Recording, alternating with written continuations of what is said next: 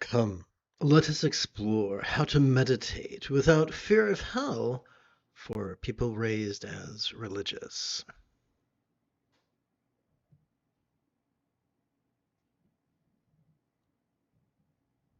Whoops, having some trouble with the coordination. There we go.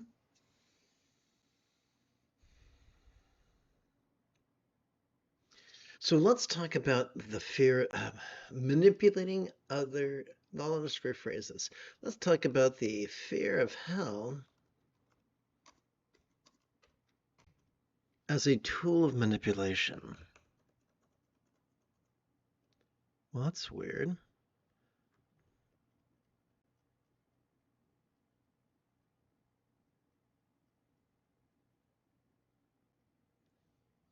Sturgeon's law reminds us that 90% of everything sucks, including human beings. Since the Neolithic Revolution, the majority of civilizations have trained conditioned the majority of people to forsake being flexible, loving, rational, laid back, egalitarian, lucid, cooperative, and kind, and coerce them instead to be rigid, fearful, superstitious, controlling, elitist, cryptic, competitive, and cruel. And so, in virtually every religion and in every spiritual system, the majority of these systems feature a hell teaching. Imagine how surprised I was after I escaped a Christian cult and began exploring Buddhism. The One of the first books I was purchased on the subject was a commentary by the 14th Dalai Lama, who sings the praises of being frightened of inauspicious rebirth. I think he's a good guy. I think he means well, but he was raised in the paradigm of Yang's religious patriarchy, and it shows.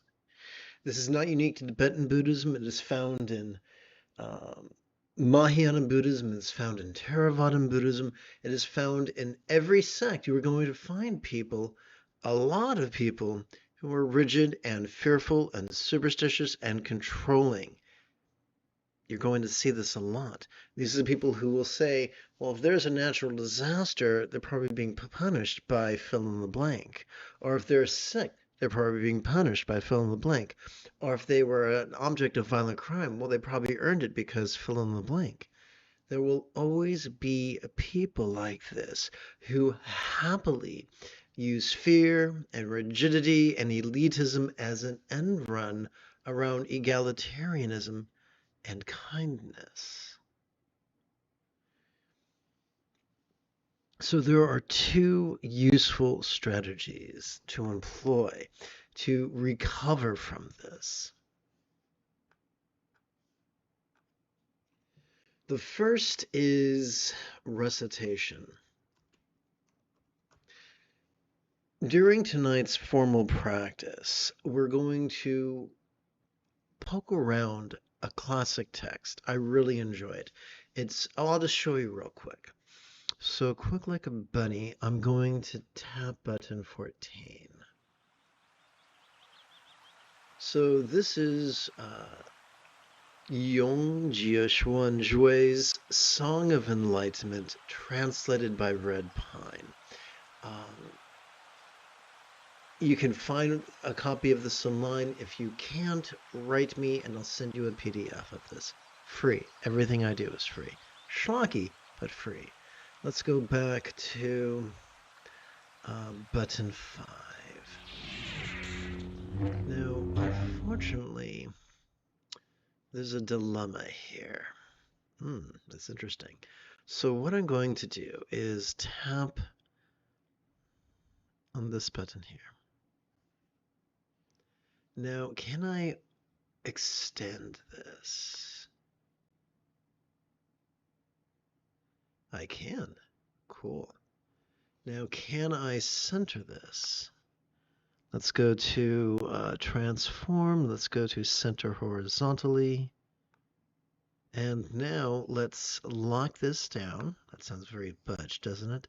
Let's lock this down. and see if I can't move my big old face to the right.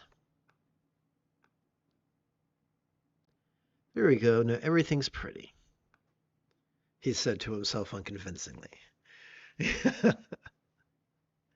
So, chanting the Song of Enlightenment incrementally, once every 12 hours or so, will set you at ease, or could help to set you at ease. But the most important tool in this quest for peace is meditation.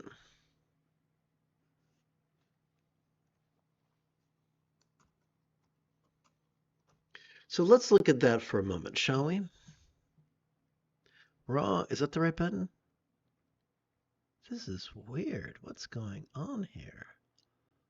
Wow, okay. Well, that's just weird. Weird. Okay, so let us demystify mindfulness and meditation through the tool of neuroscience.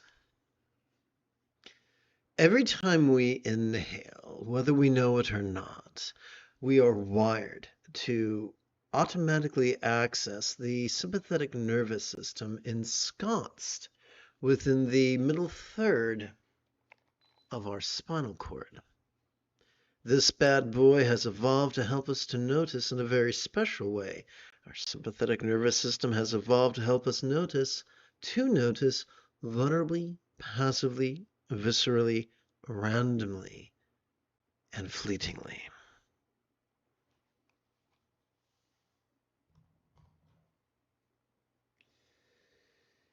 But notice what, you might ask? Well, we have evolved to notice mind's antics of perception. You know, seeing, hearing, feeling, tasting, smelling, and the like, including all the emotions, all the intentions, every style of thought, the full spectrum of recollections, and every type of imagining you can conceive of.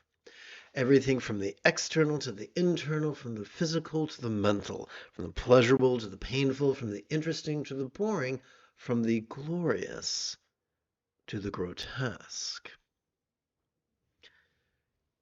Every time we silently and mentally recite the demonstrative pronoun this during an inhalation, we interrupt the habit of our cerebral cortex to compete against our sympathetic nervous system and create an opening for these two at last to cooperate. But the question remains, what do we do with all this stuff that we noticed? Enter meditation. Every time we exhale, whether we know it or not, we are wired. Evolution has wired us to automatically access our parasympathetic nervous system, which is divided between the lower third and the upper third of the same spinal cord.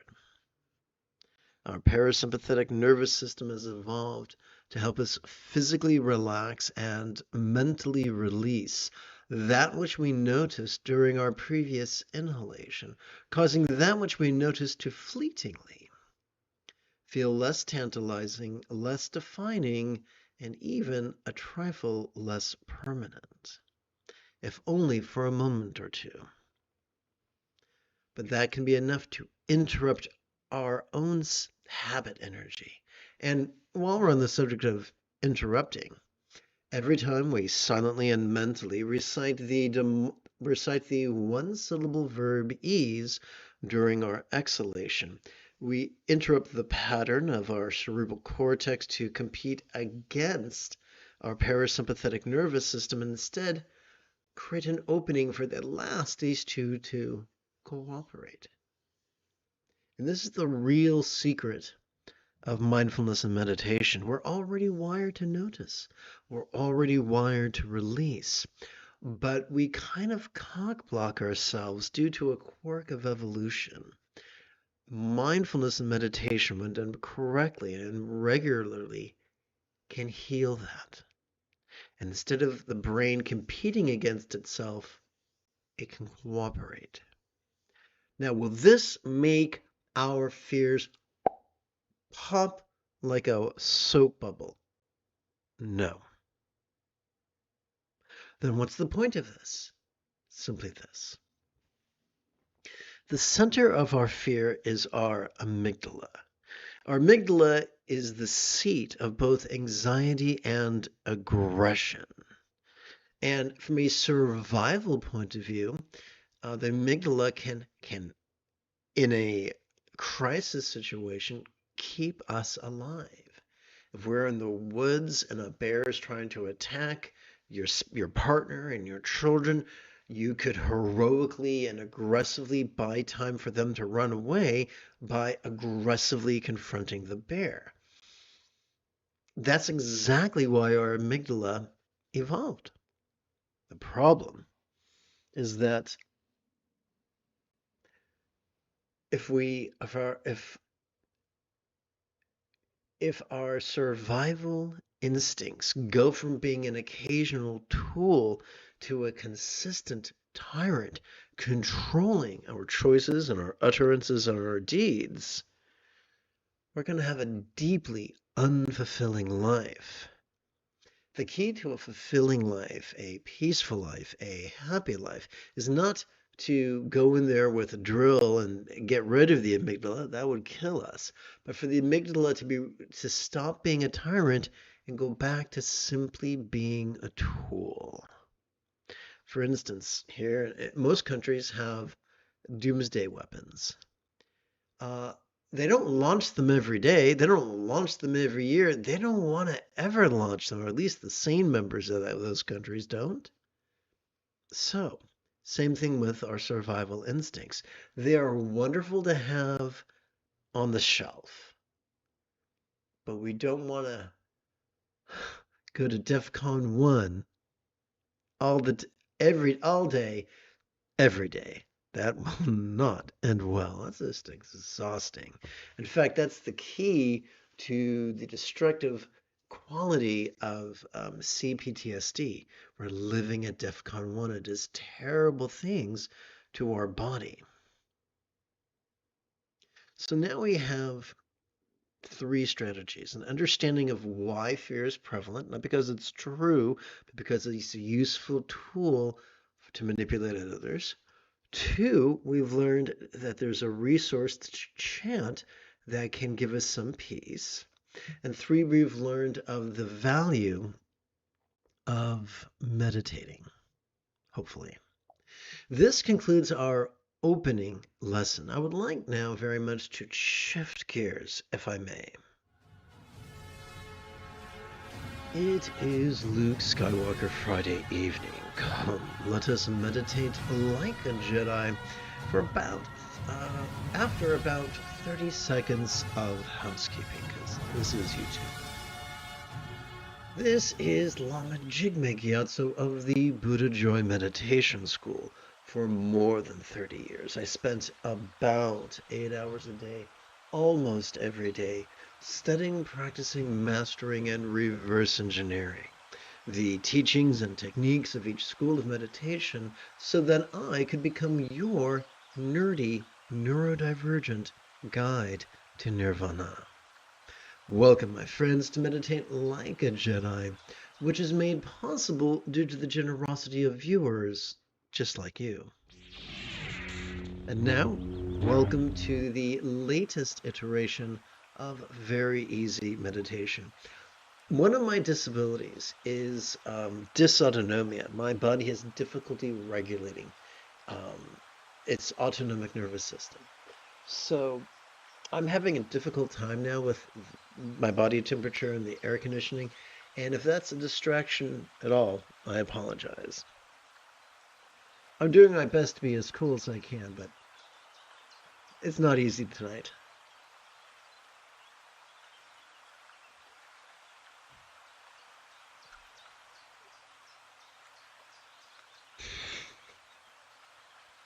When I was a child, my narcissistic mother would strike me and glare at me and say, "Suffer in silence."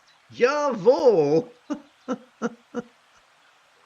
So let's see. Let's look around and find the right Word document, and that looks like it. Please chant with me. Whatever comes, may all beings let it come. Whatever stays, may all beings let it stay. Whatever goes, may all beings let it go. Let's bring the four bases of mindfulness, or satipatthana, into the path of impermanence, or anicca. I mention these polysyllabic Pali words just to infer that these teachings come from the Buddha and that I'm not pulling it out of my left nostril.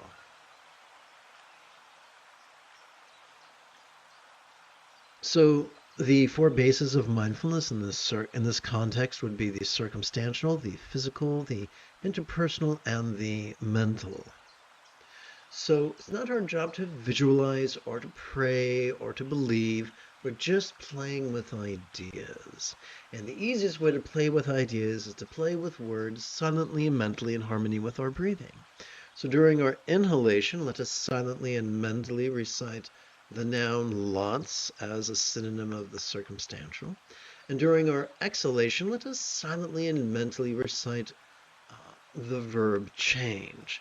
We don't have to believe in change, but by playing with this, it'll help our mind to use its memory and use its imagination to grow more familiar and more comfortable with that which we already know.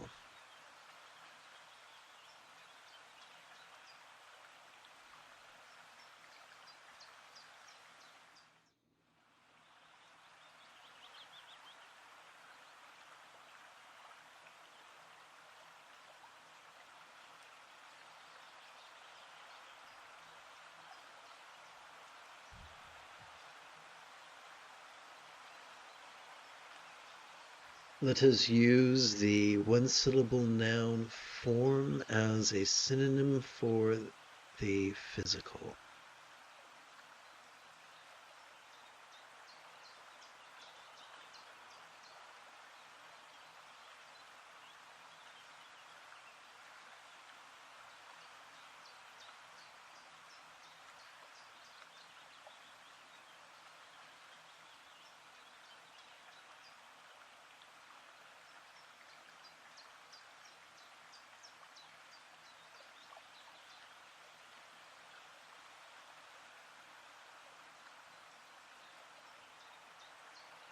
Let us use the noun feels as a one-syllable synonym for the interpersonal.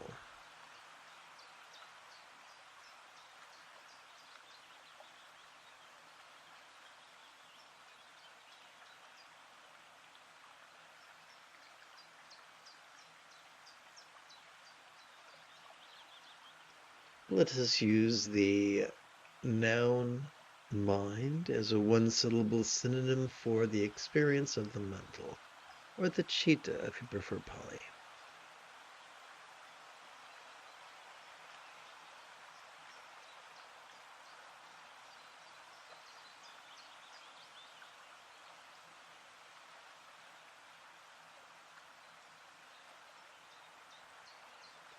By the way, exploring impermanence is the key to mastery of the first fold of the Buddha's Eightfold Path, the key to letting go. Or I should say, the view that supports letting go. We come now to the first of 5 mindful crease counting meditations. And rather than repeat my extensive explanation that I offered during the opening portion of our class, we'll just concisely, and I'll just concisely invite you to, through the cunning use of silent and mental recitation, to passively notice mind's antics and relax into its non-graspable nature.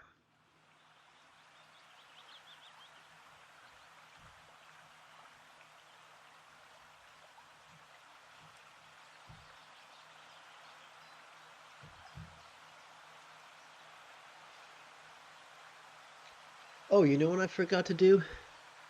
Let's go back here. Here we go. Let's rest. Ooh, I think it'd be even better if I tap this button. Whoopsie. There we go. Let's touch the let's rest the great knuckle um, at the base of our right little finger upon the tip of our left little finger, palms up in our lap.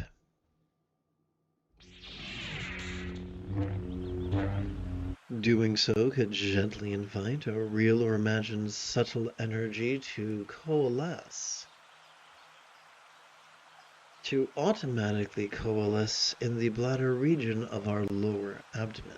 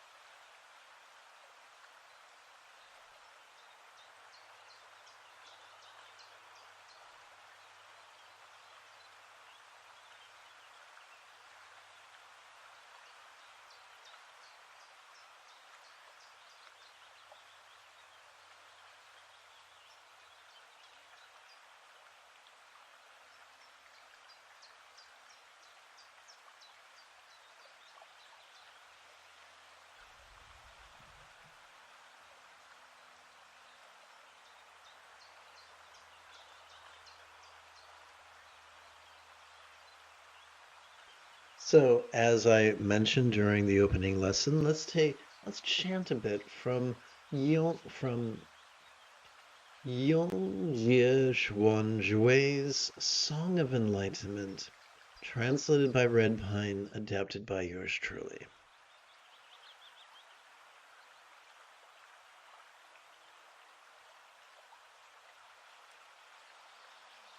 Do you not see idle followers of the way, not studying, not busy, not getting rid of delusions, not looking for the truth?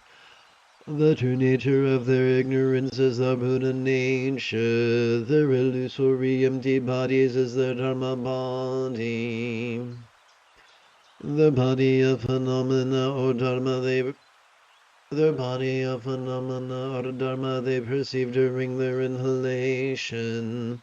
Yet when they relax during their exhalation, they feel does not include a thing.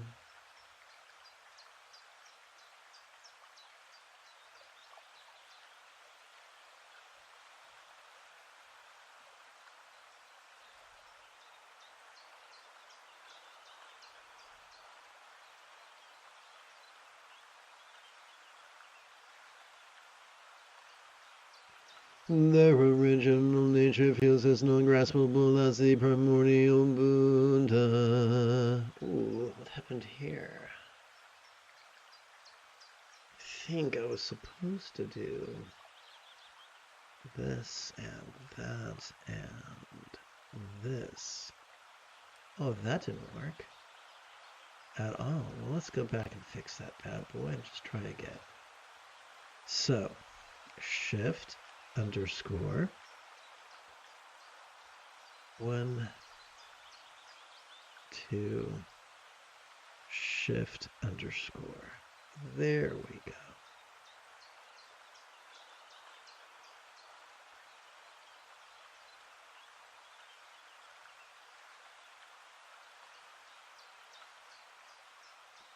Oops, that was an error on my part. Let's try that again.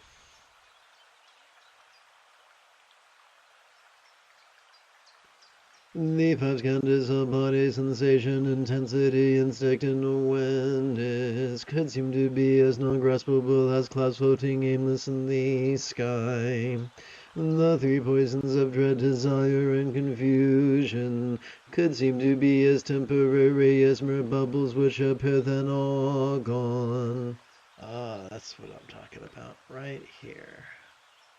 Okay.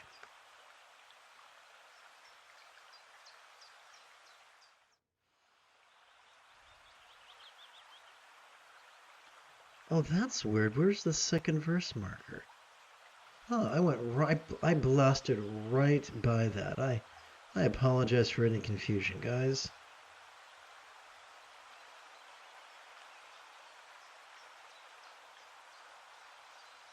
Well, let's make this a little bit easier on the eyeballs.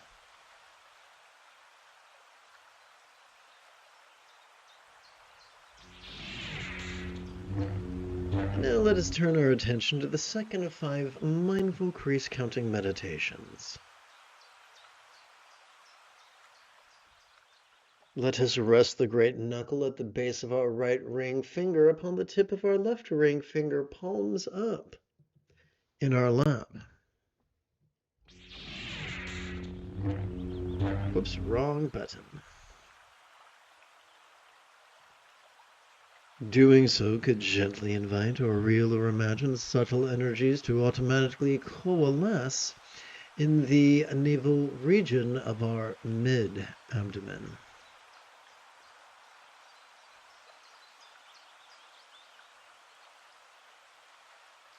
Let us passively notice mind's antics and then relax into its non-graspable nature.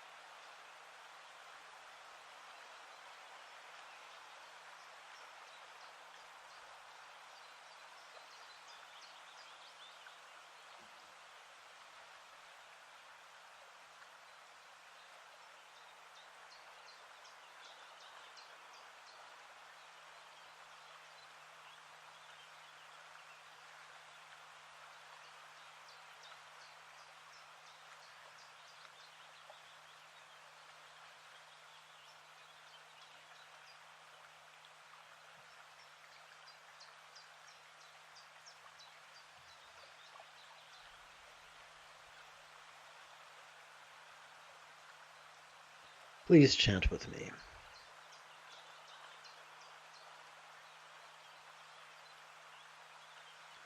Seeing what is real during their inhalations, but no persons of things during their exhalations.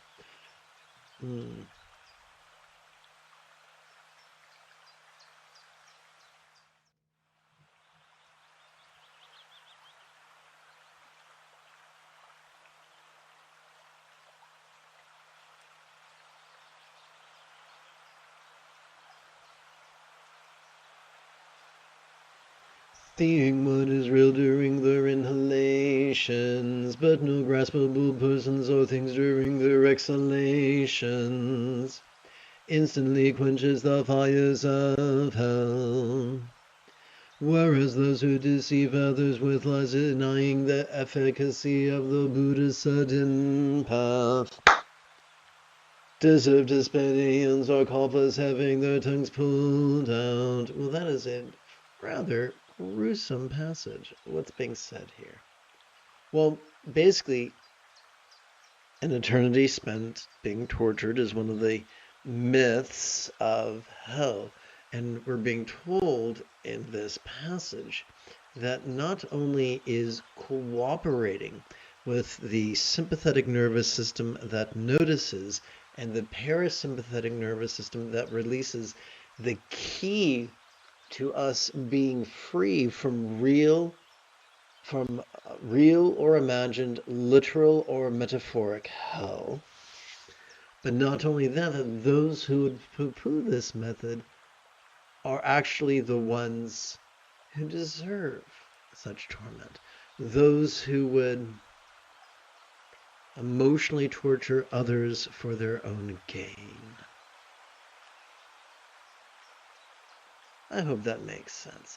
As always, the moment you have a specific question about Buddhist chanting, Buddhist philosophy, or Buddhist meditation, do not hesitate to type your question in great detail in the chat window. One moment, let's see here. So, quick like a bunny, let us rest the great knuckle at the base of our right middle finger, upon the tip of our left middle finger, palms up in our lap.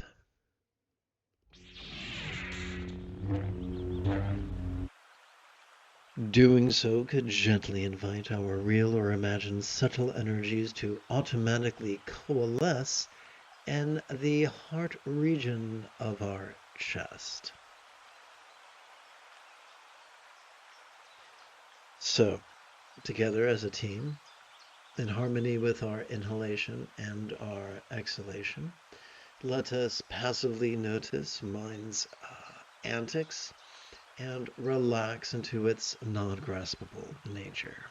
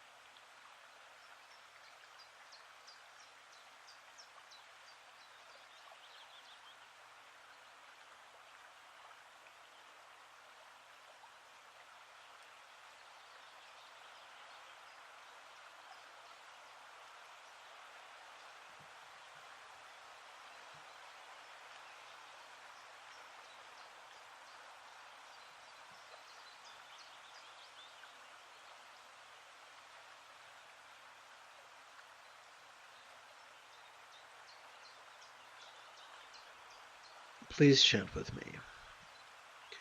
Sudden understanding is the Tathagata's meditation. Although every practice and perfection present in your body, as well as the six passive existence, look real to the dreamlike perceptions of our inhalations. Once you are awake to exhalations, release, the whole universe feels gone.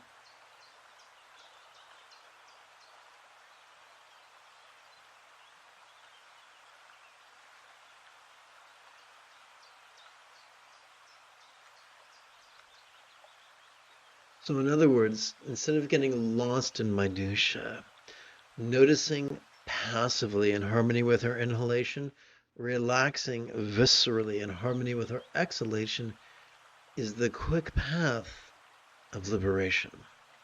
Or as the Buddha called it, the path of true knowledge and great liberation.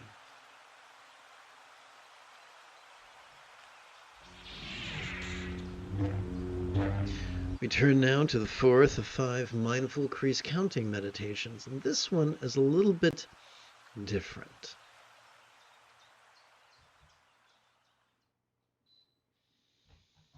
Let us touch all 4 fingertips of our left hand. And by touch I mean rest. Let us rest them upon the great knuckles, all 4 great knuckles of our right hand. Let us invert this and rest it palms up in our lap.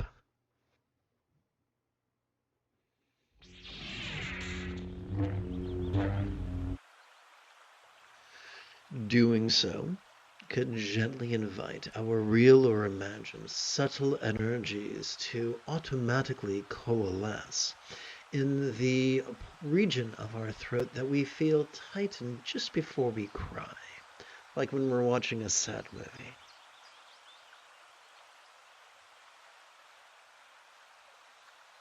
In harmony, so then let's practice mindfulness and meditation in harmony with our inhalation and exhalation, where we vulnerably notice mind's antics and then relax into its non-graspable nature.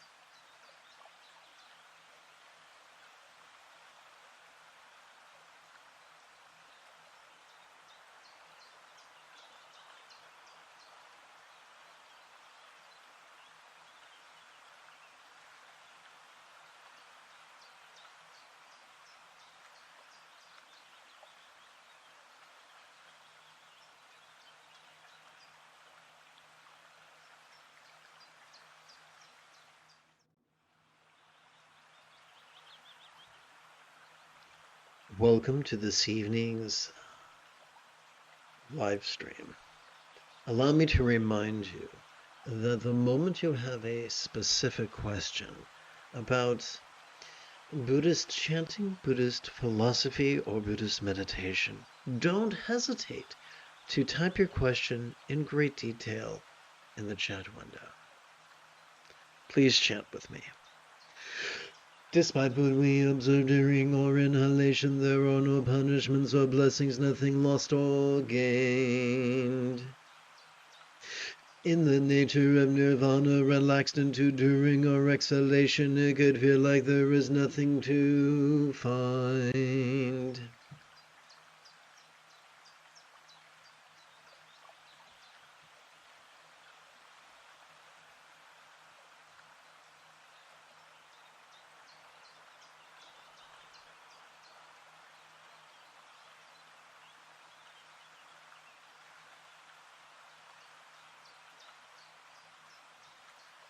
Let's continue. Oopsie. Let's try that again. Regarding the folly that unpolished as covered mirror. Let's try this again. I forgot a preposition. Regarding the folly of that unpolished as covered mirror, it is time you took a closer look. So what does this mean? This is a reference to a classic text known as the Platform Sutra. And it's a bit of explaining. I'd like to go into detail in just give me a moment or two. So I'm going to have to use a visual aid, so do bear with me.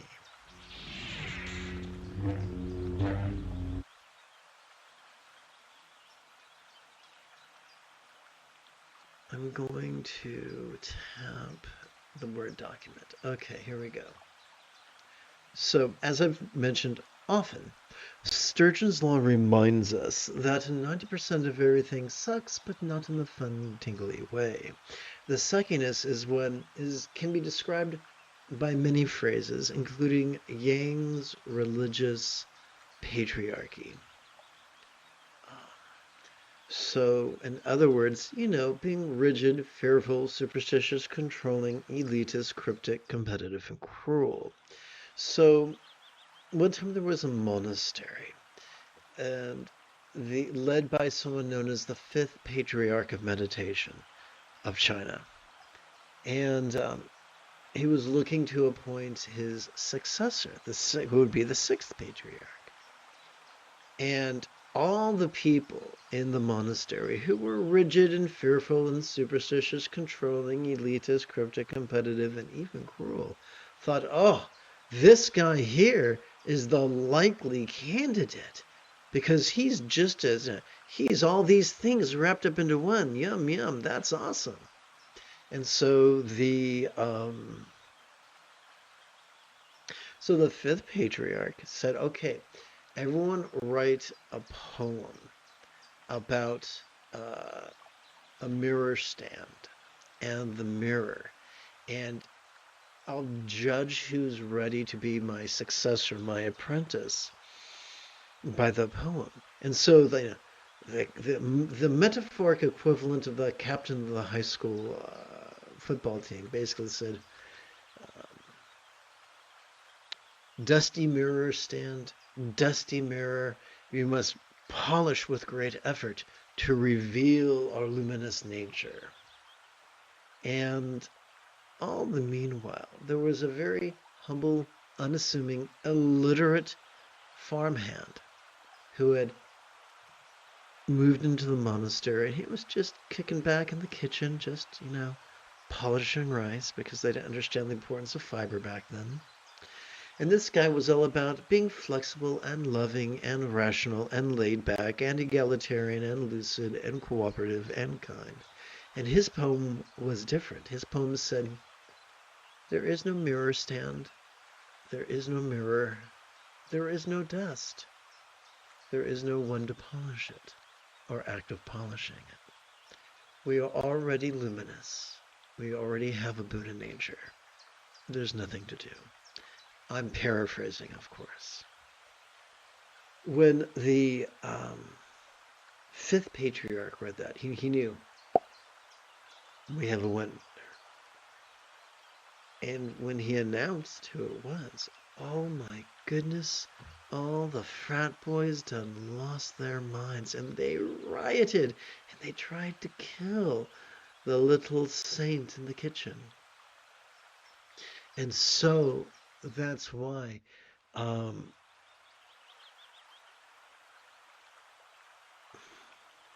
the author of the Song of Enlightenment, who is basically the successor of the sixth Chan Patriarch, said,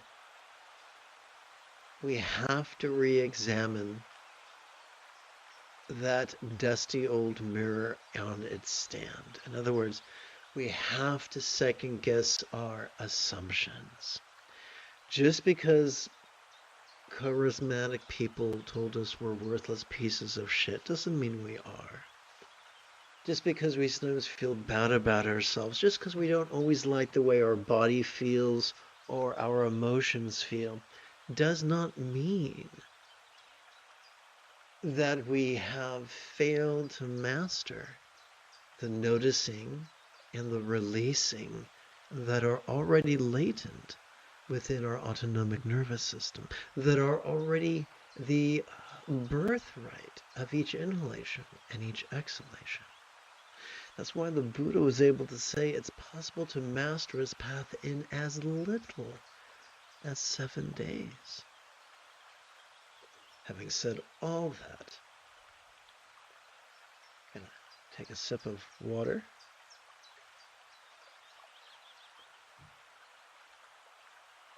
And prepare for meditation.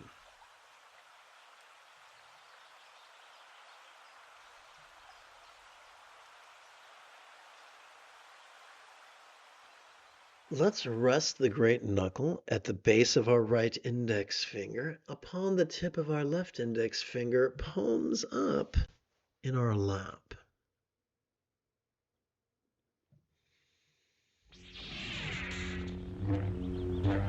Doing so could gently invite our real or imagined subtle energies to automatically coalesce at the crown of our head.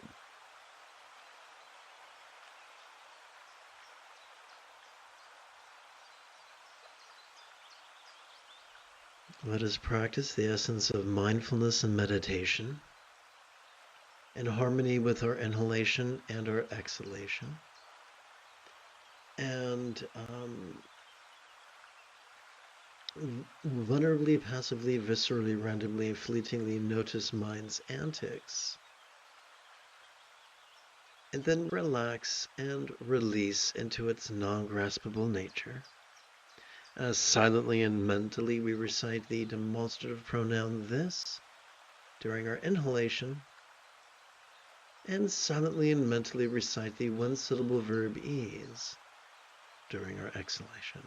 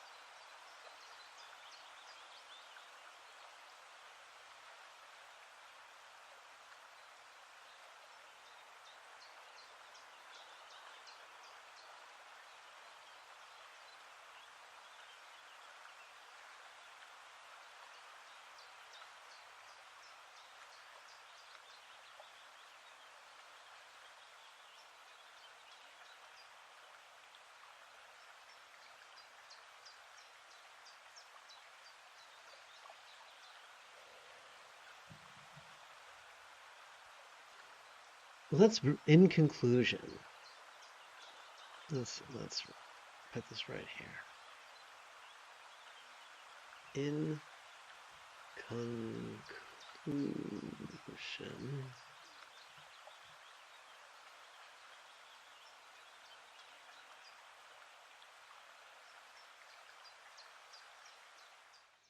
In conclusion, let's bring the 4 bases of mindfulness, or satipatthana, into the path of loving kindness, or metta. This method is remarkably easy. Let us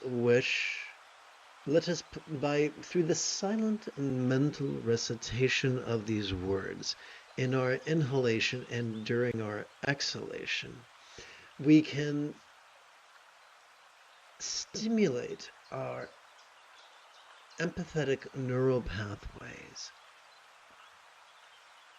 in the manner that helps us to wish that all beings everywhere, that the mind of each being be a happy thing.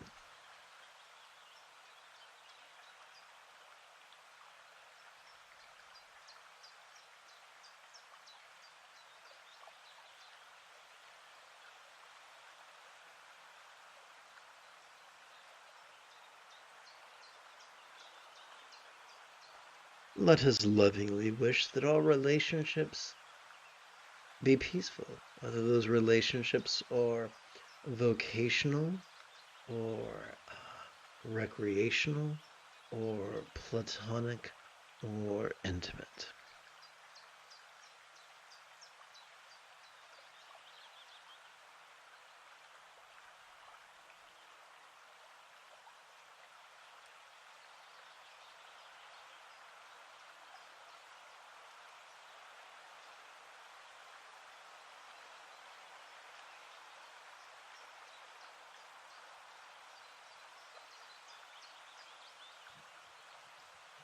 Let us lovingly wish that each body of each being be beautifully healthy.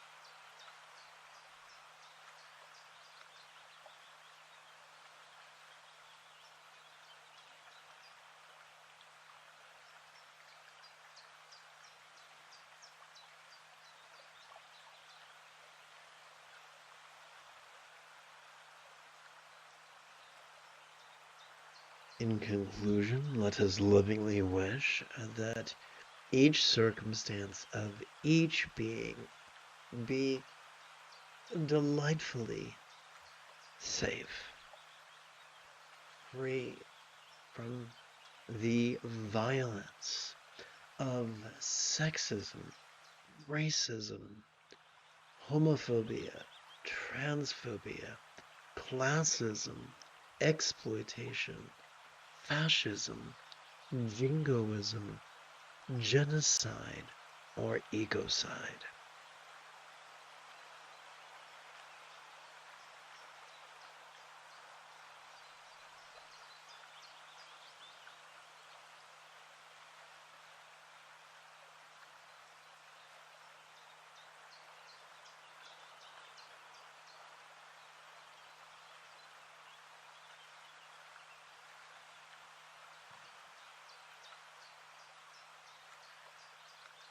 You have taken your first step into a much larger world.